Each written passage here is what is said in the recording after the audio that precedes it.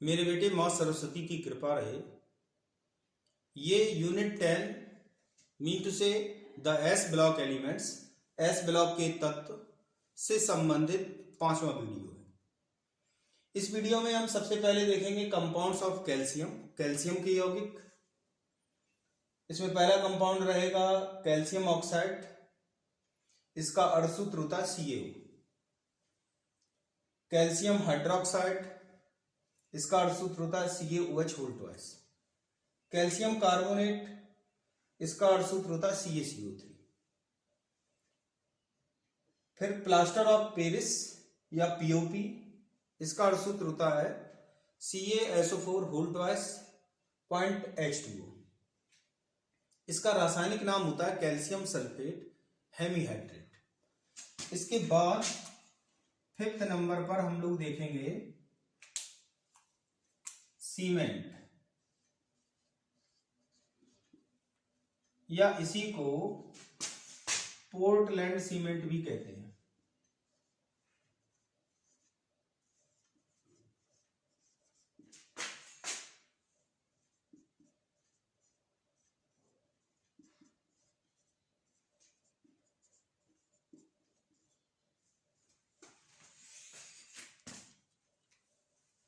Calcium oxide को बिना बुझा चूना या क्विक लाइम कहते हैं। कैल्शियम हाइड्रोक्साइड को बुझा हुआ चूना या स्लैग्ड लाइम कहते हैं। कैल्शियम कार्बोनेट को लाइमस्टोन यानी कि चूने का पत्थर, संगमरमर, खड़िया कहा जाता है। ये सभी कैल्शियम कार्बोनेट ही होते हैं। प्लास्टर ऑफ पेरिस POP, ये डिजाइनिंग के काम आती है और सीमेंट से सभी परिचित हैं। भवन के निर्माण में इसका यूज किया जाता है। फिर इसके बाद हम लोग देखेंगे यूजेस ऑफ ग्रुप 2 एलिमेंट्स, समूह 2 के तत्वों के उपयोग। और उसके बाद देखेंगे biological role of magnesium and calcium, magnesium तथा कैल्शियम की जैविक भूमिका। तो सबसे पहले हम इन 3 यौगिकों को एक साथ देखेंगे, क्योंकि इनका प्रिपरेशन किसी एक का प्रिपरेशन दूसरे की प्रॉपर्टी होगी। तो हम इन तीनों को एक साथ देख रहे हैं। तो चलो स्टार्ट करते हैं और देखते हैं कंपाउंड्स ऑफ कैल्शियम।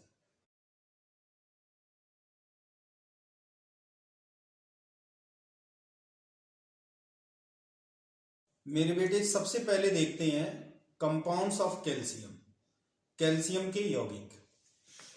कैल्शियम के यौगिकों में हम 3 यौगिक एक साथ देखेंगे। एक तो है, पहला है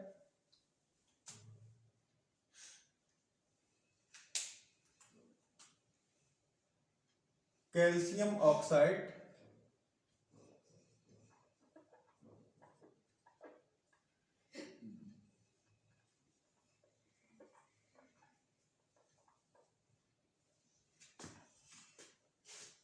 CaO,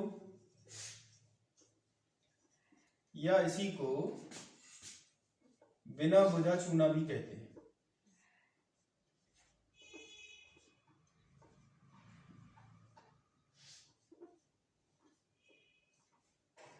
quick lime.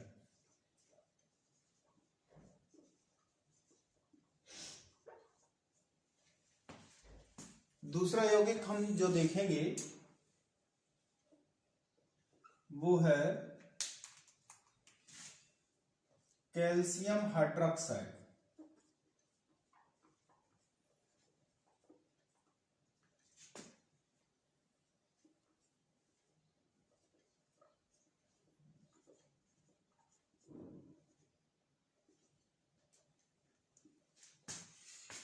CaOH2,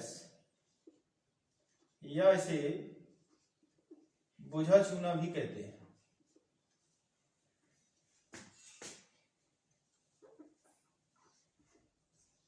slagged lime.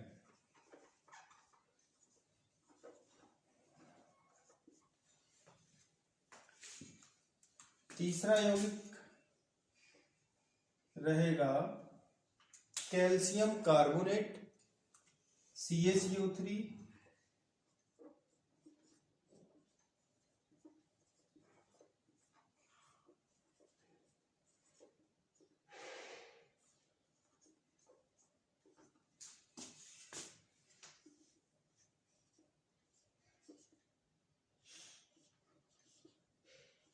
या इसे चूने का पत्थर कहते हैं।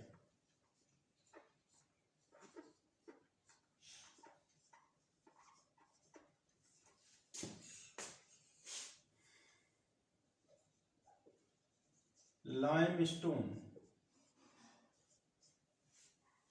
संगमरमर भी कैल्शियम कार्बोनेट ही होता है।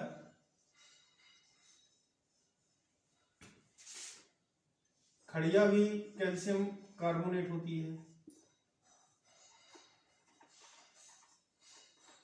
चाक, मार्बल। अब हम इन तीनों यौगिकों का एक साथ प्रिपरेशन देखेंगे, ये एक दूसरे से कैसे बनते हैं।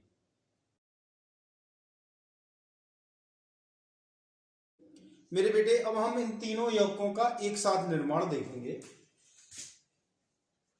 एक दूसरे से कैसे बनते हैं।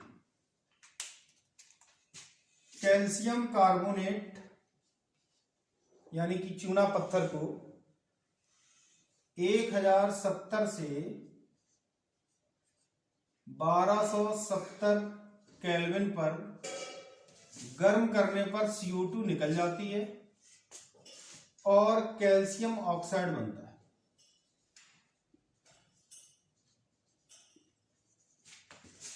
कैल्शियम कार्बोनेट को गर्म किया,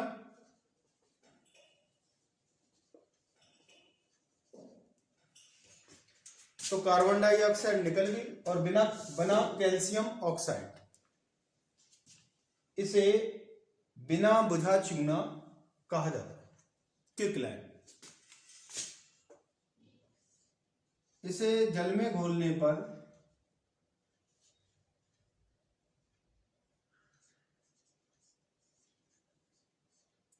कैल्शियम हाइड्रोक्साइड प्राप्त होता है।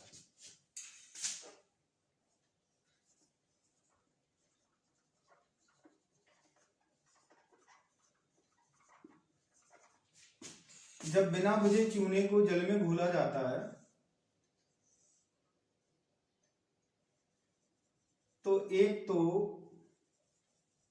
पेस्ट की तरह पदार्थ मिलता है और इसके ऊपर होता है जलीय विलयन। जलीय विलयन को लाइम वाटर या चूने का पानी कहते हैं।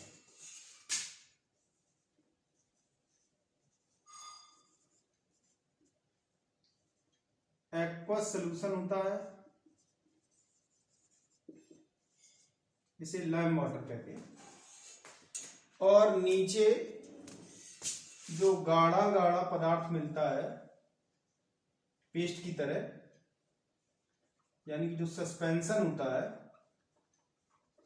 उसे कहते हैं milk of lime.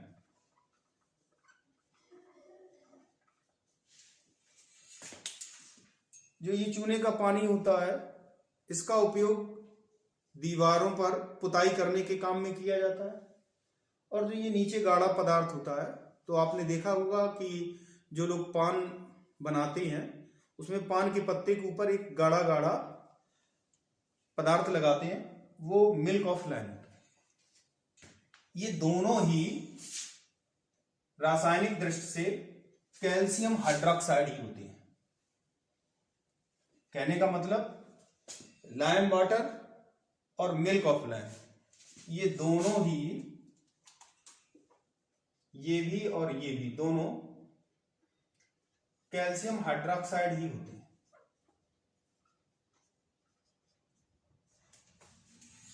Calcium hydroxide की क्रिया कार्बन डाइऑक्साइड से संतृप्त जल के साथ कराने पर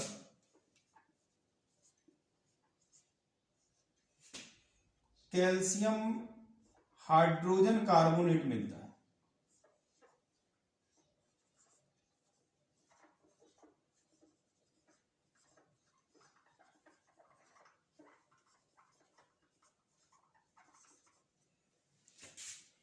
कैल्शियम हाइड्रोजन कार्बोनेट को कैल्शियम बाइकार्बोनेट भी कहते हैं।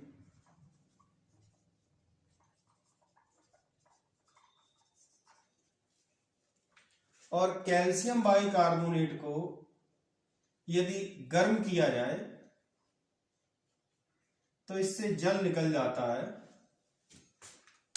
और कैल्शियम कार्बोनेट बनता है। कैल्शियम हाइड्रोक्साइड से डायरेक्ट कैल्शियम कार्बोनेट भी बनता है, यदि क्रिया कार्बन डाइऑक्साइड के साथ कराती है। तो जब हम इसकी प्रॉपर्टीज देखेंगे तो यही रिएक्शंस बार बार आएंगी। एक बार फिर से इन्हें समझते हैं। कैल्शियम कार्बोनेट को 1000 से लगभग 1200 केल्विन ताप पर गर्म किया जाता है तो कैल्शियम ऑक्साइड बनता है। कैल्शियम ऑक्साइड जल के साथ क्रिया करता है, कैल्शियम हाइड्रोक्साइड बनाता है।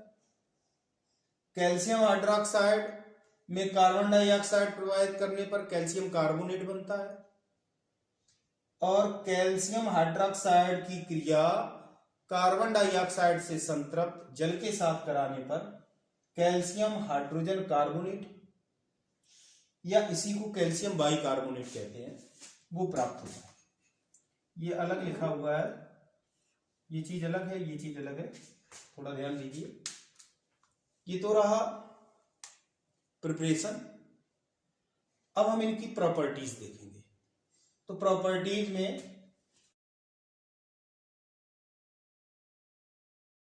मेरे बेटे अब हम एक एक करके इन तीनों यौगिकों की प्रॉपर्टीज देखेंगे और उसमें सबसे पहले देखते हैं कैल्शियम ऑक्साइड। इसकी फिजिकल स्टेट यानी कि भौतिक अवस्था।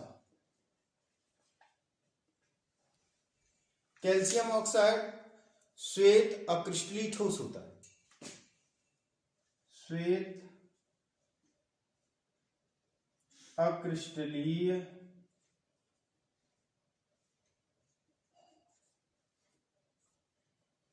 ठोस होता है। दूसरी प्रॉपर्टी है रिएक्शन विथ वाटर।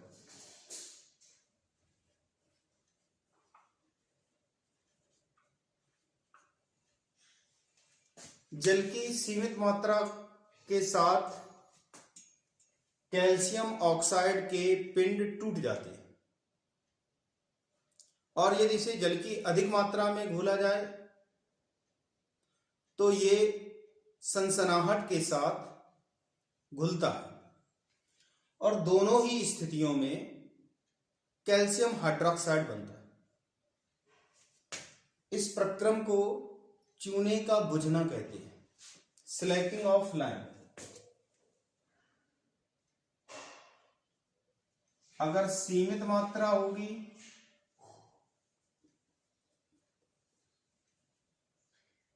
तो इसके पिंड टूट जाते हैं।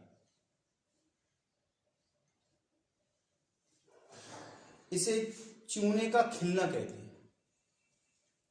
और अधिक मात्रा होगी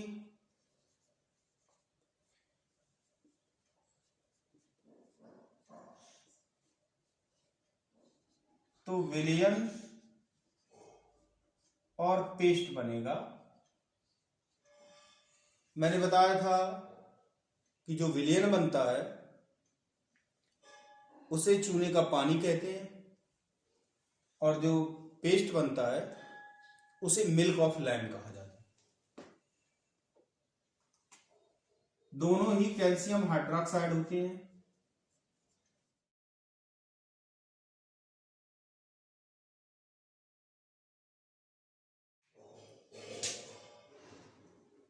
और ये जो प्रक्रम होता है इसे कहते हैं चूने का बुझना।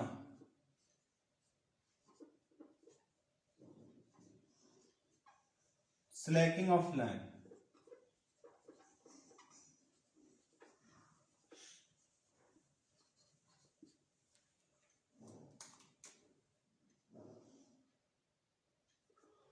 थर्ड पॉइंट है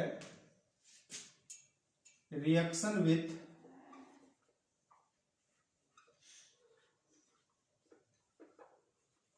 air.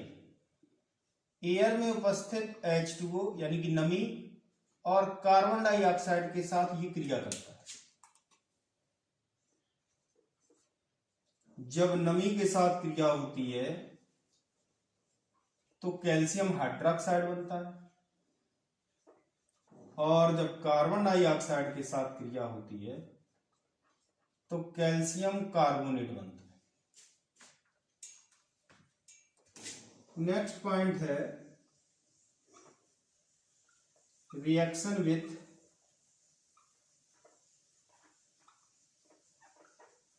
Acidic oxides.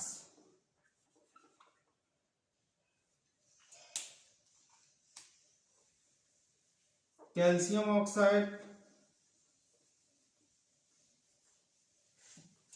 Silicon oxide के साथ क्रिया करके कैल्शियम सिलिकेट देता है, इसे कहते हैं कैल्शियम सिलिकेट। और अगर कैल्शियम ऑक्साइड की क्रिया फास्फोरस पेंटाऑक्साइड के साथ होती है तो कैल्शियम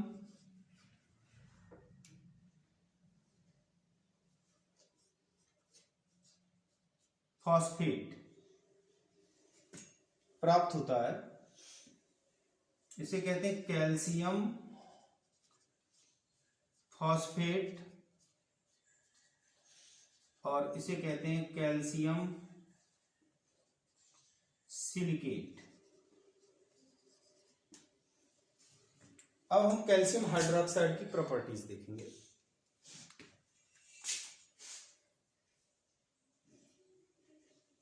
पहला है फिजिकल स्टेट।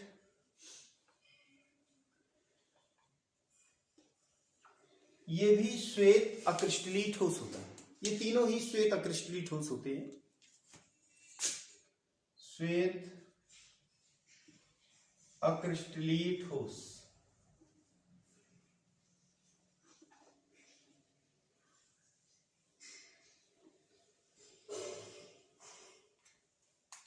दूसरा पॉइंट है reaction with water.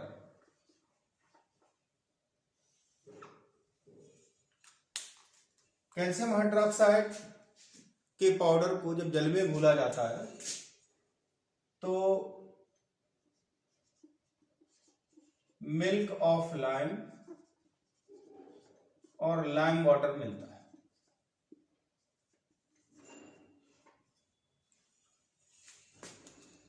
Third point है रिएक्शन विथ क्लोरीन।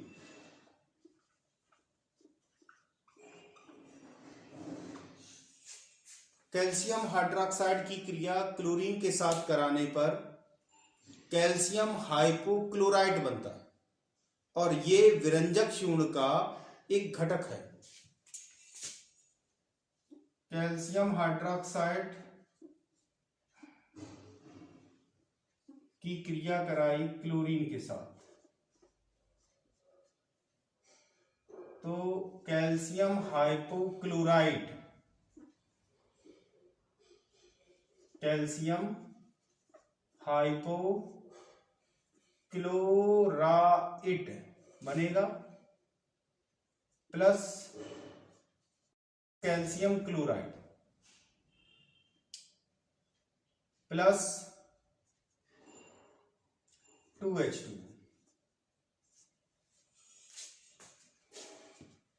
अगर ये जो कैल्शियम हाइपोक्लोराइट होता है ये ब्लीचिंग पाउडर का एक घटक होता है। विरंजक चूर्ण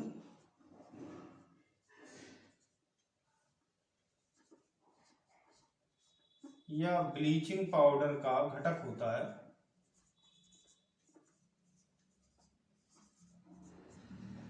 विरंजक चूर्ण का अणुसूत्र अगर देखें तो CaOCl का whole twice, point CaCl2, point CaOH whole twice, point H2, ये विरंजक चूर्ण है।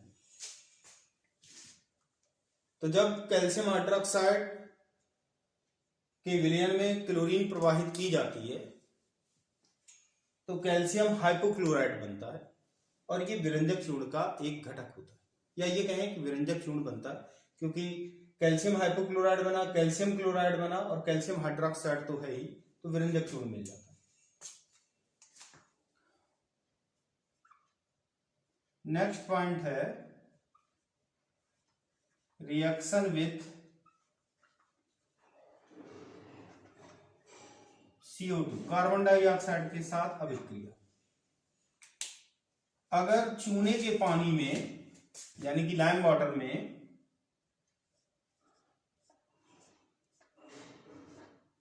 कार्बन डाइऑक्साइड प्रवाहित की जाए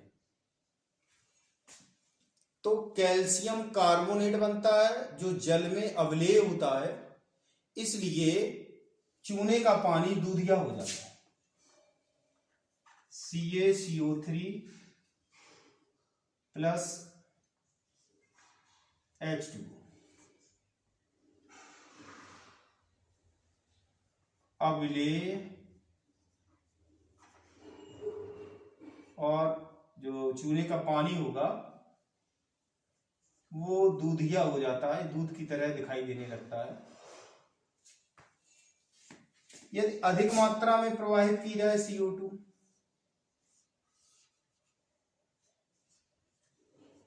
एक्सिस में, तो जो चूने का पानी है जो दूधिया हो गया, अब दूधिया रंग समाप्त हो जाता है, क्योंकि कैल्शियम कार्बोनेट कार्बन डाइऑक्साइड के साथ क्रिया करता है और H2O के साथ, तो कैल्शियम हाइड्रोजन कार्बोनेट बनाता है CaHCO3 मैंने बताया था कि कैल्शियम हाइड्रोक्साइड की क्रिया कराई जाए कार्बन डाइऑक्साइड के अधिकता के साथ या ऐसे जल के साथ जो कार्बन डाइऑक्साइड से संतृप्त हो, तो कैल्शियम बाइकार्बोनेट बनता है और ये विलेय होता है, इसलिए दूधिया रंग समाप्त हो जाता है।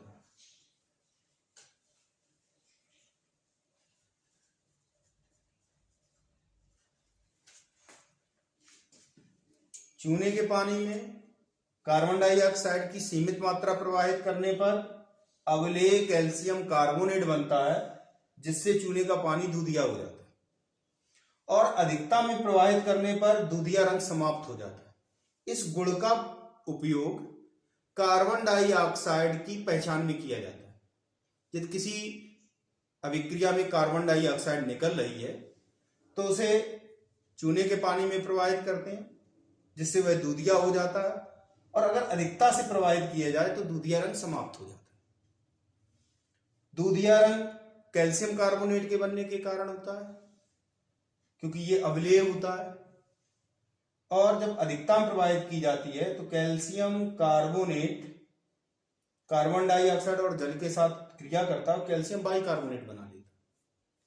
ये विलेय होता है, इसलिए दूधिया रंग समाप्त हो जाता है।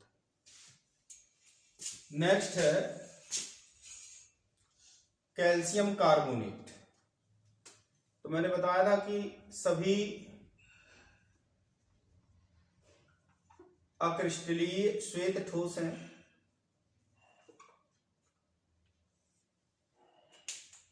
श्वेत अक्रिस्टलीय ठोस अगर जल के साथ अभिक्रिया कराई जाए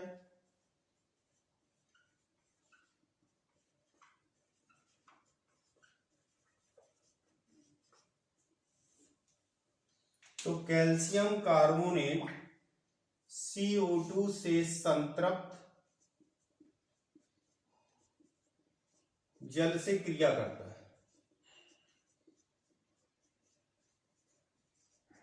और कैल्शियम हाइड्रोजन कार्बोनेट बनाता है।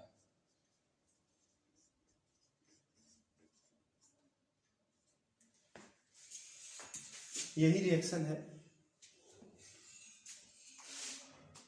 नेक्स्ट है रिएक्शन विथ एसिड्स,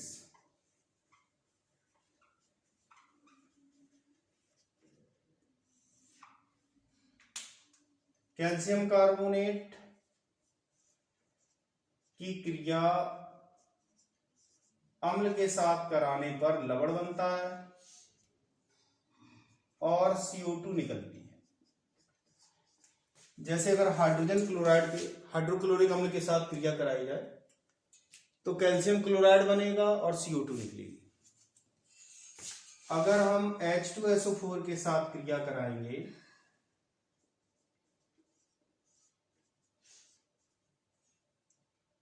तो कैल्शियम सल्फेट बनेगा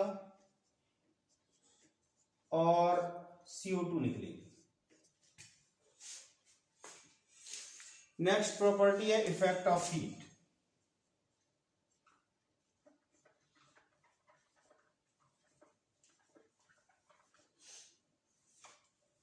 कैल्शियम कार्बोनेट को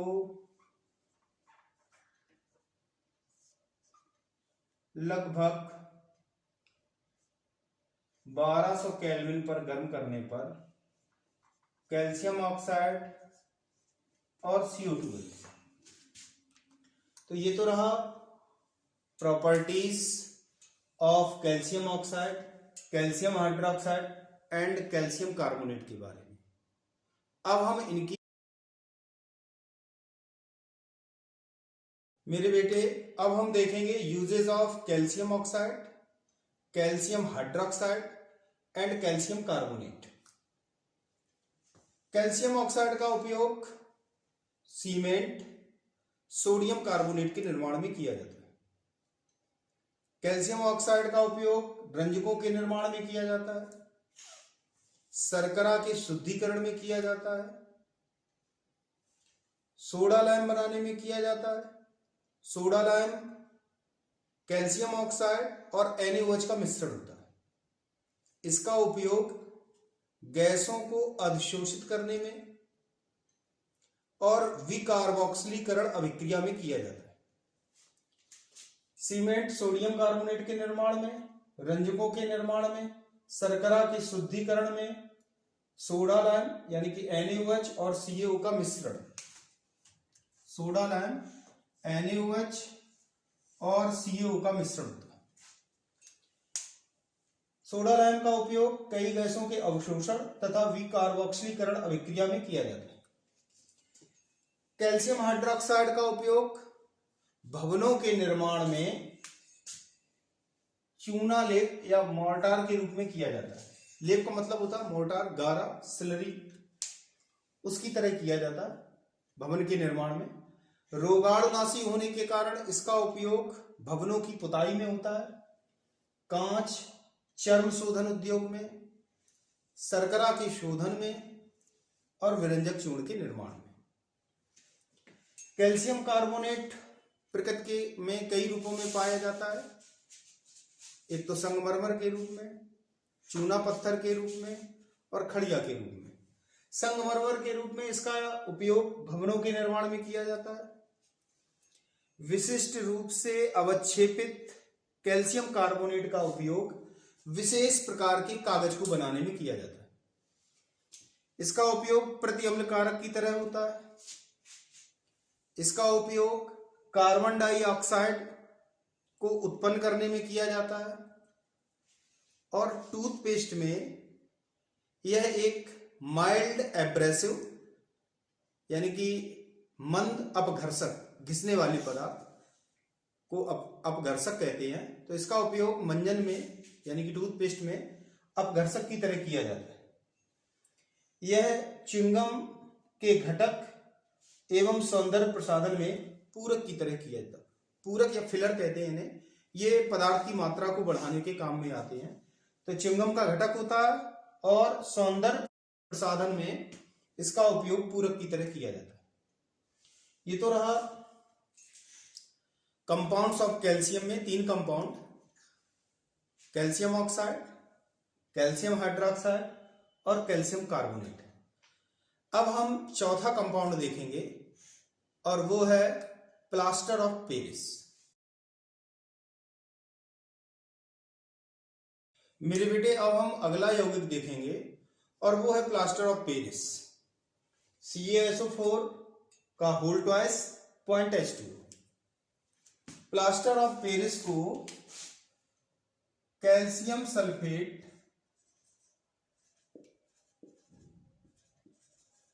हेमीहाइड्रेट भी कहते हैं।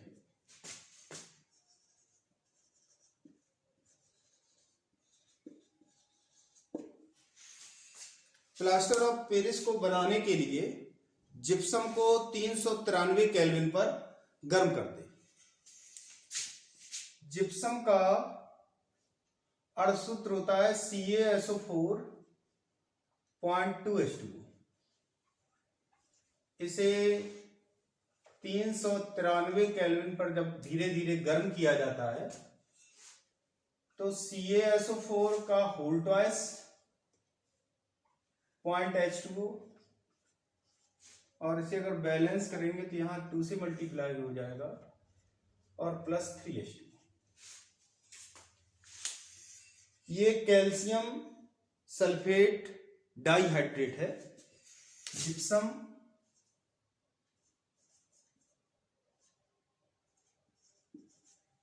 को कैल्शियम सल्फेट डाइहाइड्रेट कहते हैं और ये हो गया plaster of Paris.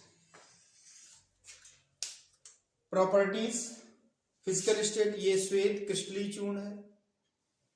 Reaction with water, plaster of Paris में जल की पर्याप्त मात्रा मिलाकर रखने पर वह कठोर हो जाता है या ये कहें जम जाता है। इसे प्लास्टर ऑफ पेरिस का जमना कहते हैं। रिएक्शन इसी का रिवर्स होगा। कहने का तात्पर्य ये है CaSO4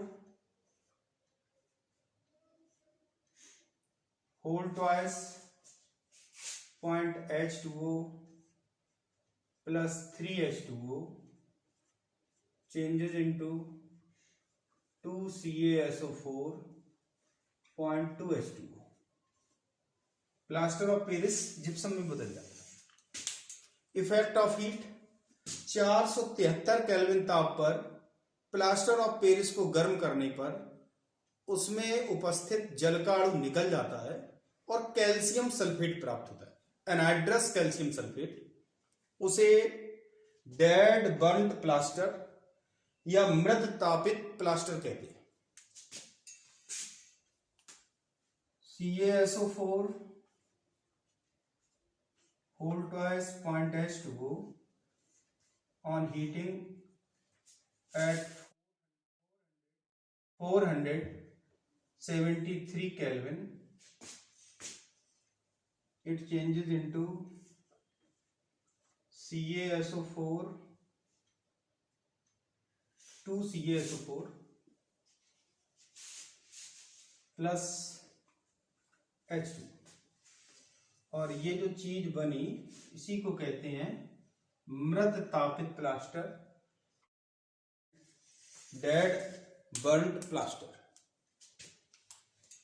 इसका उपयोग भवनों की साज सज्जा करने में किया जाता है, हड्डियों के टूट फूट में प्लास्टर चढ़ाने के काम आता है, मूर्तियों तथा प्रतिमाओं के सांचे बनाने के काम में आता है और दंत चिकित्सा में।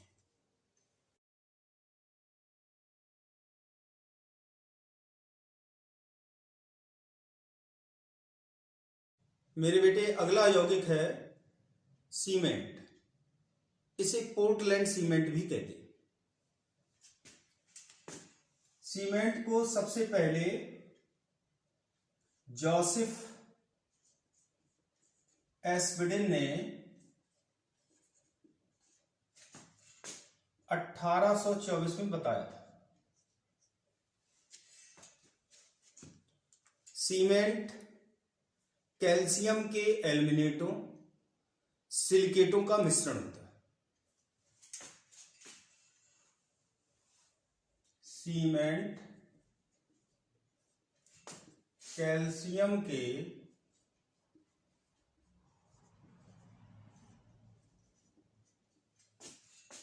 एल्यूमिनेट्स तथा सिलिकेट्स का मिश्रण होता है।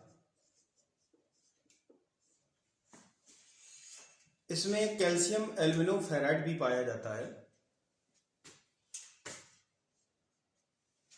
सीमेंट इंग्लैंड के पोर्टलैंड में पाए जाने वाले पत्थर के समान कठोर हो जाता है यदि उसमें जल मिला दिया है। कहने का तात्पर्य यह है कि सीमेंट में जल मिलाकर रखने पर एक कठोर तथा अपारगम्य संरचना बन जाती है जो इंग्लैंड के पोर्टलैंड में पाए जाने वाले पत्थर के समान होती है। इसलिए इसे पोर्टलैंड सीमेंट भी कहते हैं। सीमेंट में जल मिलाकर रखने पर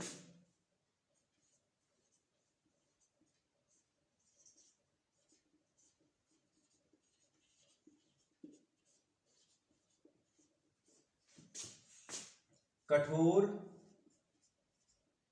अपारगम्य संरचना बन जाती है जो इंग्लैंड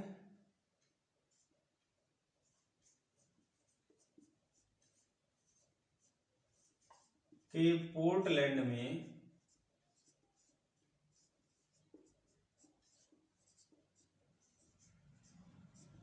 पाए जाने वाले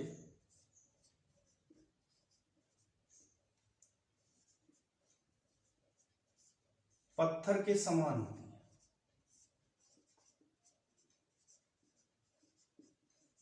इसलिए इसे पोर्टलैंड सीमेंट भी कहते हैं।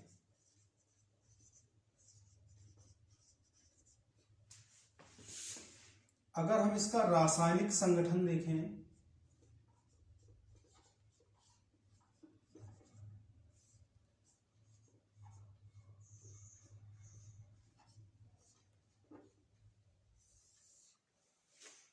तो इसमें एक तो होता है कैल्शियम ऑक्साइड।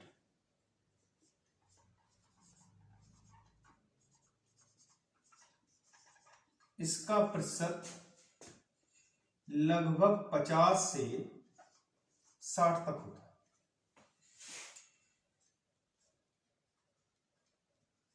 दूसरा होता है सिलिकॉन ऑक्साइड। इसका प्रतिशत 20 से 25% तक होता है। तीसरा होता है एल्यूमिनियम ऑक्साइड। इसका प्रतिशत 5 से 10 तक होता है। मैग्नीशियम ऑक्साइड भी पाया जाता है और ये 2 से 3% तक होता है। आयरन ऑक्साइड का प्रतिशत होता है 1 से 2।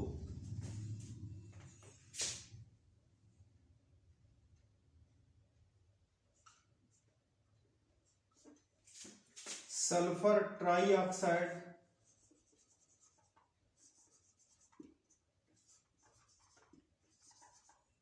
का प्रतिशत होता है 1 से 2 और सोडियम ऑक्साइड भी पाया जाता है। इसका भी प्रतिशत 1 से 2 होता है। तो मैंने बताया कि कैल्शियम ऑक्साइड यानी कि CaO होगा 50 से 60%। सिलिकॉन ऑक्साइड अर्थात SiO2 होगा 20 से 25%। एल्युमिनियम ऑक्साइड Al2O3 5 से 10%, मैग्नीशियम ऑक्साइड MgO 2 से 3%, आयरन ऑक्साइड Fe2O3 1 से 2% होता है, sulphur oxide, sodium oxide, sulphur try oxide और सोडियम ऑक्साइड और आयरन ऑक्साइड, इनका जो प्रतिशत होता है वो 1 से 2% तक पाया जाता है। ये तो रहा सीमेंट का परिचय। अब हम देखेंगे मेरे बेटे, अब हम देखेंगे मैन्युफैक्चर ऑफ सीमेंट, सीमेंट का निर्माण। सीमेंट के निर्माण के लिए जो कच्चा माल आवश्यक होता है उसमें एक तो है चूना पत्थर CaCO3, दूसरा होता है चिकनी मिट्टी Al2O3 0.2 SiO2 0.2 H2O, तीसरा होता है जिप्सम CaSO4 0.2 H2O और अल्प मात्रा में मैग्नीशिया MgO और आयरन ऑक्साइड Fe2O3 की भी आवश्यकता होती है। अब हम देखेंगे विधि या निर्माण का तरीका। तो इसे बनाने के लिए कच्चे माल को पृथक पृथक मशीनों में पीसते हैं और फिर पाउडर जो प्राप्त होंगे कच्चे माल के, उनको उचित अनुपात में मिलाकर एक मिश्रण तैयार करते हैं। इस मिश्रण को बैच अथवा घान कहते हैं। बैच को घूर्णन भट्टी में गर्म करने पर एक पदार्थ मिलता है, उसे क्लिंकर कहते हैं। क्लिंकर में भारानुसार 2 से 3% तक जिप्सम मिला देते हैं और उसे बोरियों में पैक कर देते हैं। यही सीमेंट है। कच्चे माल को पहले मशीनों से पृथक पृथक पीसते हैं, फिर इन्हें उचित अनुपात में मिलाकर पुनः पीसते हैं। प्राप्त मिश्रण को बैच कहते हैं अथवा घान कहते हैं। बैच को घूर्णन भट्टी में गर्म करने पर क्लिंकर प्राप्त होता है। क्लिंकर में 2 से 3% भारानुसार जिप्सम मिलाने पर सीमेंट प्राप्त होता है, जिसे बोरियों में पैक कर देते हैं। इस प्रकार प्राप्त सीमेंट में निर्माणी घटक अगर देखें तो एक तो होता है die calcium silicate 2CaO .SiO2, या इसी को लिखें तो हम लिख सकते हैं Ca2SiO4, और ये लगभग 26% होता है। दूसरा होता है try calcium silicate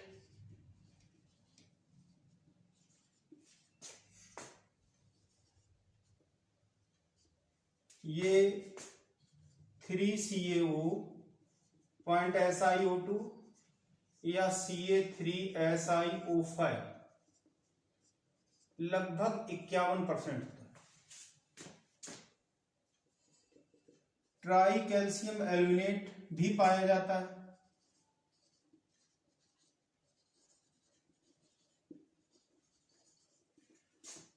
(3CaO .Al2O3) या इसी को लिखें तो हम लिख सकते हैं Ca3Al2O6, और ये लगभग 11% होता है। ये तो रहा सीमेंट का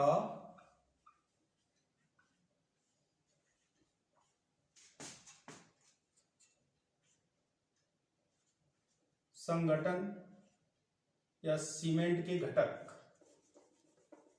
सीमेंट के घटक।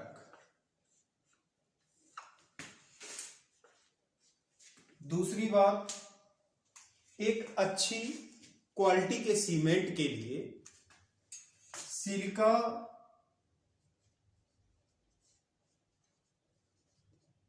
तथा एल्यूमिना का अनुपात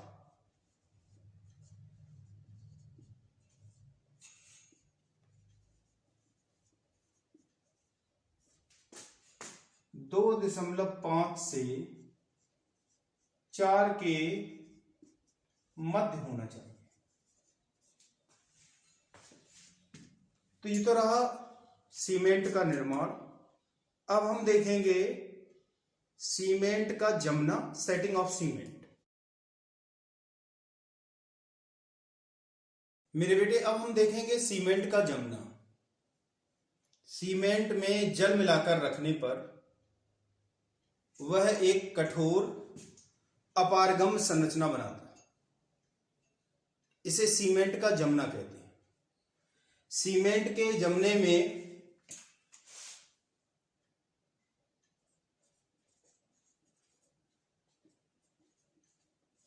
जो हम पानी मिलाते हैं उससे सीमेंट के अवयवों यानी कि die calcium silicate, try calcium silicate और कैल्शियम एल्यूमिनेट का जल योजन होता है। 2CaO .SiO2 इससे बनता है 2CaO, जल योजन होगा तो 2CaO .SiO2 .XH2। इसी तरीके से 3CaO .SiO2 .SiO2 .XH2। जल के अणु जुड़ जाते हैं। जल के अणुओं का जुड़ना ही कहलाता है जल योजन।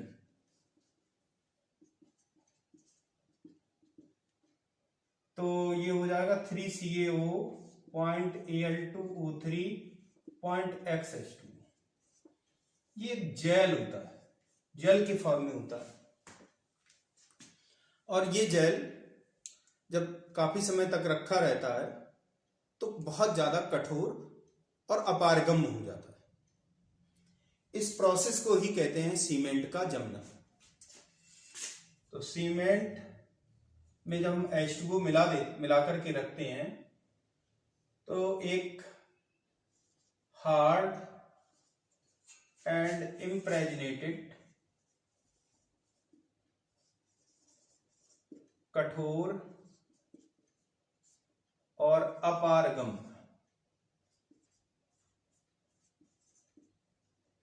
संरचना बनती है।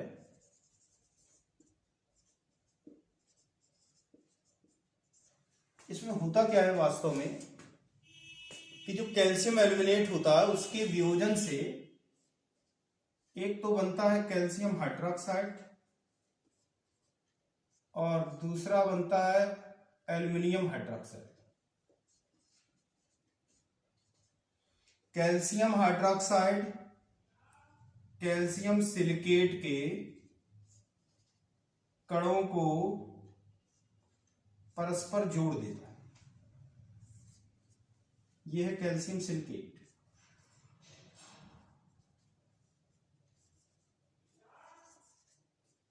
और एल्युमिनियम हाइड्रोक्साइड बीच के रिक्त स्थान को भर देता है। इस तरह एक कठोर संरचना बन जाती है। इसे सीमेंट का जमना कहते हैं। सीमेंट में जल मिलाकर रखने पर वह कठोर तथा अपारगम्य हो जाता है। इसे सीमेंट का जमना कहते हैं। इस प्रक्रम में सीमेंट के घटकों का जल योजन, हाइड्रेशन एवं पुनः व्यवस्थित होना है। सीमेंट में उपस्थित जिप्सम कैल्शियम एल्यूमिनेट के साथ क्रिया करके कैल्शियम सल्फो एल्यूमिनेट बनाता है, जिससे सीमेंट के जमने की दर कम हो जाती है।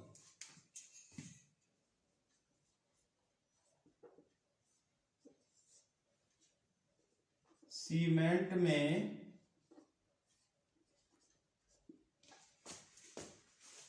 उपस्थित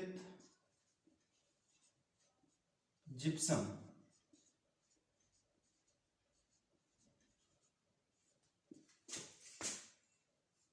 ट्राई कैल्शियम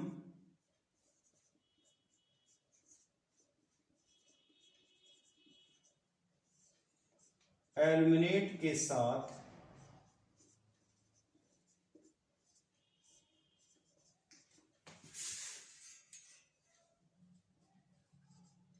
क्रिया करके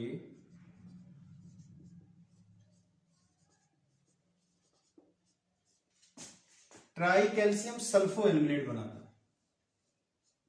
ट्राई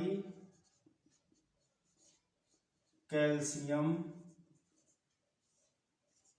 सल्फो एल्यूमिनेट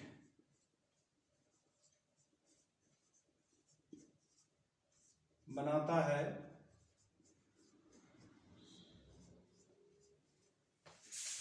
जो सीमेंट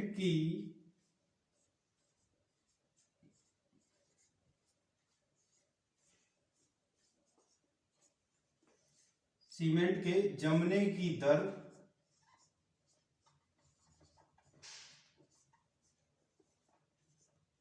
कम कर देता है।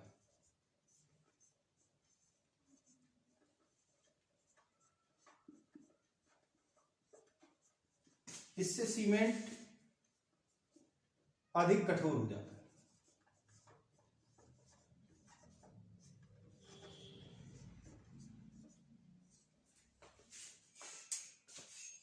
दूसरी बात ये, इसका अगर इक्वेशन लिखेंगे तो हो जाएगा 3CaO.Al2O3 प्लस CaSO4.2H2O 3CaO.Al2O3.CaSO4.2H2O ये कैल्शियम सल्फो एल्यूमिनेट है, ट्राई कैल्शियम सल्फो एल्यूमिनेट, और इससे सीमेंट के जमने की दर कम हो जाती है। सीमेंट के जमने का प्रक्रम एक्सोथर्मिक होता है। जो सेटिंग ऑफ सीमेंट है वो एक एक्सोथर्मिक प्रोसेस है, यानी कि ऊष्मा उत्सर्जी।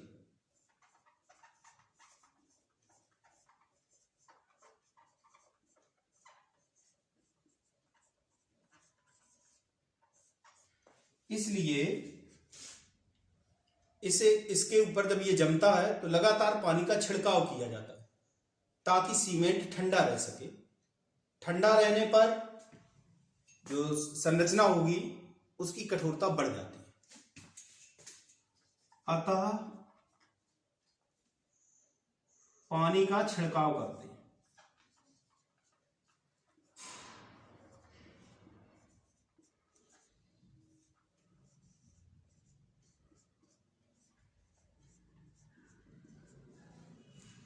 ये तो रहा सीमेंट का जमना। अब हम देखेंगे यूजेस ऑफ सीमेंट, सीमेंट के उपयोग। मेरे बेटे अब हम देखेंगे यूजेस ऑफ सीमेंट। सीमेंट का यूज मुख्यतः भवन निर्माण सामग्री की तरह किया जाता है। इसका उपयोग मोर्टार के रूप में प्लास्टर करने, पेंटिंग बनाने में और मूर्तियां बनाने में किया जाता है। मोर्टार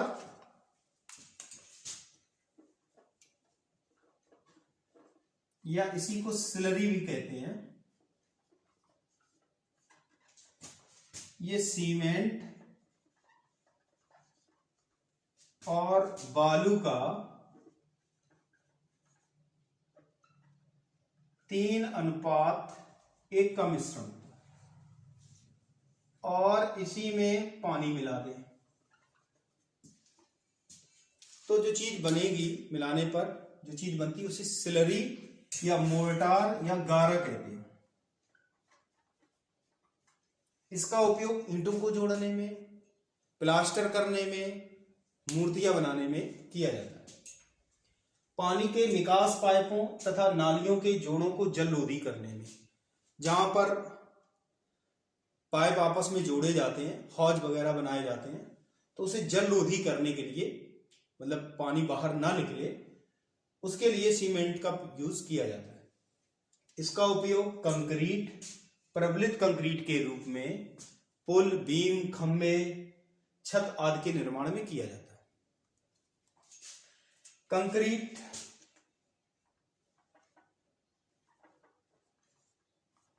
का मतलब होता है कि मोर्टार में हम छोटे छोटे पत्थर के टुकड़ों या उसे गिट्टी भी कहते हैं,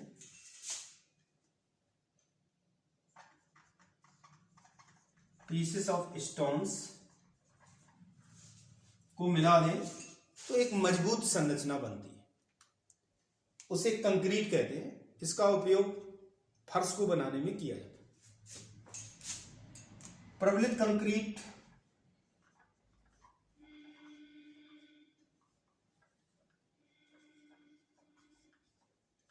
या इसे रेनफोर्स्ड कंक्रीट कहते हैं, रेनफोर्स्ड कंक्रीट या RCC भी कहते हैं।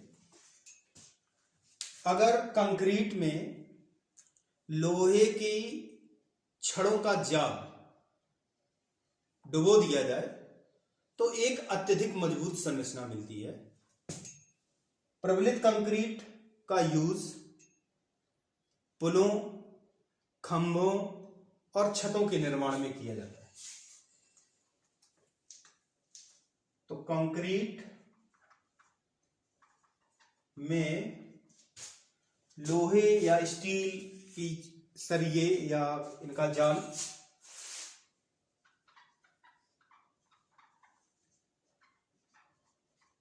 आयरन रॉड्स कहते हैं, आयरन रॉड्स अगर डाल दी जाए तो प्रबलित कंक्रीट होती है। ये बहुत ज्यादा मजबूत होती है और इसका यूज पुल है, बीम है, खंभे आदि बनाने में किया जाता है।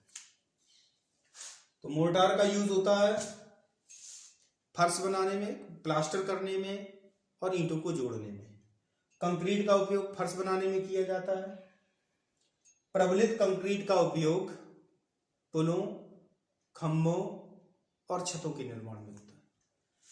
ये तो रहा सीमेंट के बारे में। अब हम देखेंगे यूजेस ऑफ ग्रुप 2 एलिमेंट्स अर्थात क्षारीय मृदा धातुओं के उपयोग। मेरे बेटे अब हम देखेंगे यूजेस ऑफ ग्रुप 2 एलिमेंट्स, समूह 2 के तत्वों के उपयोग। सबसे पहले बेरिलियम का उपयोग देखते हैं। बेरिलियम का उपयोग नाभिकीय रिएक्टर में मंदक की तरह किया जाता है। मंदक वे पदार्थ होते हैं जो ऊर्जा युक्त न्यूट्रॉनों का अवशोषण करते हैं। जब नाभिकीय रिएक्टर में नाभिकीय विखंडन अभिक्रिया प्रारंभ होती है तो प्रत्येक परमाणु के, यूरेनियम के प्रत्येक परमाणु के विखंडन से 3 ऊर्जा युक्त न्यूट्रॉन, अन्य कण और उच्च मात्रा में ऊर्जा प्राप्त होती है। यदि ये तीनों ऊर्जा युक्त इलेक्ट्रॉन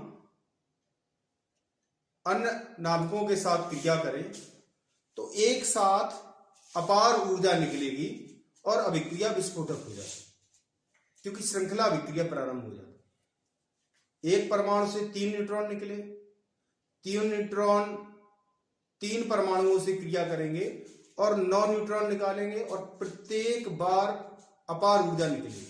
9 से फिर 27, फिर 81। तो इस तरीके से एक अनियंत्रित श्रृंखला अभिक्रिया प्रारंभ हो जाती है और उसमें एक साथ अपार ऊर्जा निकलती है। इसलिए 3 न्यूट्रॉनों में से 2 का अवशोषण कर लिया जाता है और 1 न्यूट्रॉन आगे अभिक्रिया बढ़ाता है। तो नाभिकीय रिएक्टर में मंदक की तरह इसका प्रयोग किया जाता है।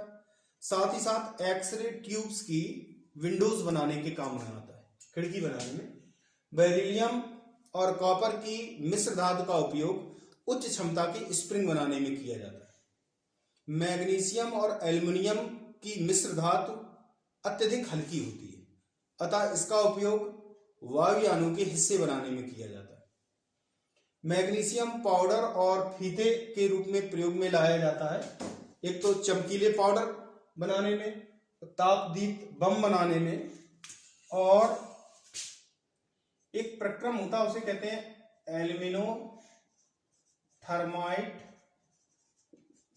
प्रोसेस। धातुओं के निष्कर्षण की विधि है।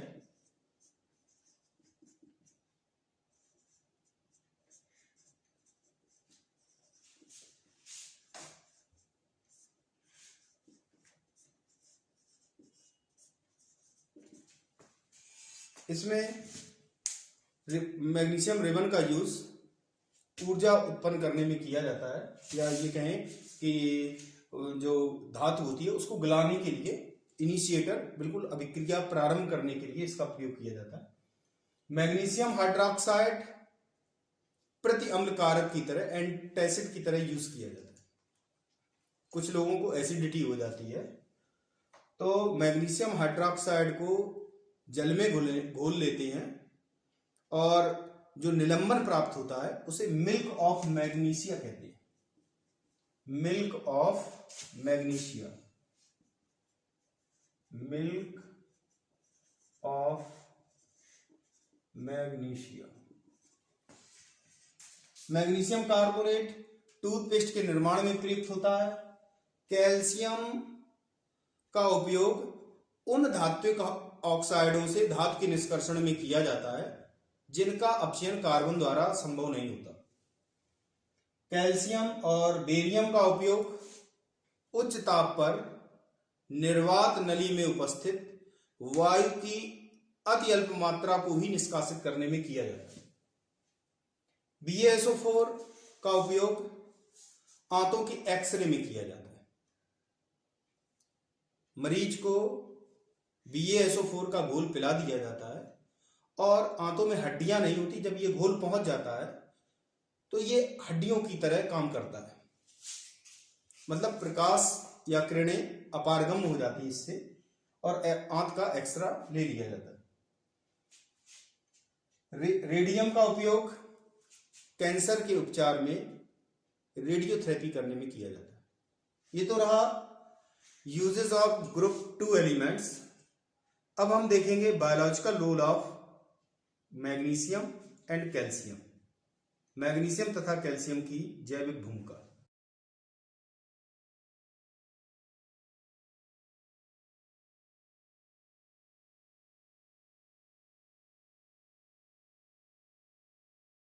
मेरे बेटे, अब हम देखेंगे biological role of calcium, calcium की जैविक भूमिका। एक वयस्क व्यक्ति के शरीर में लगभग 1200 ग्राम कैल्शियम होता है और इस कैल्शियम का लगभग 90% भाग हड्डियों और दांतों में पाया जाता है। कैल्शियम कोशिका भित्ति के निर्माण का मुख्य घटक है। कैल्शियम कोशिका भित्ति की पारगम्यता, परमिएबिलिटी बनाए रखता है। मैंने बताया लगभग 90% कैल्शियम हड्डियों तथा दांतों में पाया जाता है। कोशिका भित्ति यानी कि सेल वॉल का मुख्य घटक है। यह सेल वॉल की परमिएबिलिटी मेंटेन करता है। यह प्रोटीन की संरचना तथा कार्य के लिए आवश्यक होता है। यह रक्त के स्कंदन में सहायक होता है। यह पेशी कार्य प्रणाली में भाग लेता है,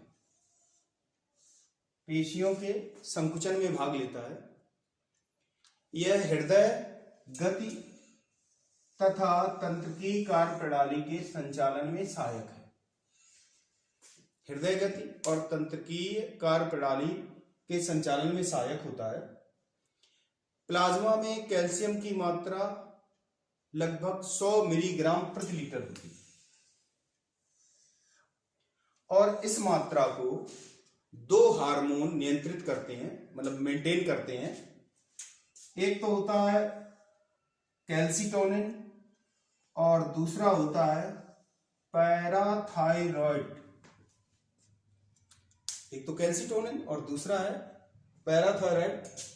हार्मोन्स स्थिर बनाए रखने में सहायक होते हैं। मतलब प्लाज्मा में जो कैल्शियम की सांद्रता है वो 100 मिलीग्राम प्रति लीटर होती है। इसे दो हार्मोन, एक तो कैल्सीटोनिन और दूसरा पैराथायराइड, ये इसे स्थिर रखते हैं। हड्डी एक क्रियाशील और परिवर्तनशील पदार्थ है।